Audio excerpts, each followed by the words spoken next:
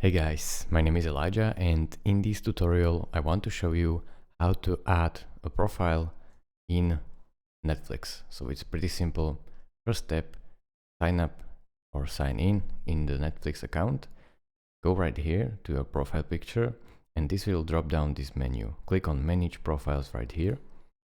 Then it will open up this page which says Manage Profiles. So this should be your profile here and Kids profile here.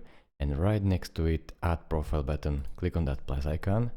Then you have to write a profile name. So let's say I will write in there my friend. And then if it's kids profile, then remember you have to check this box, press save. And then there you have it.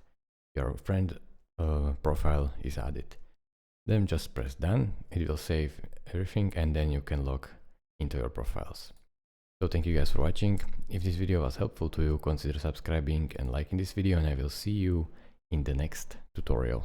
Bye bye.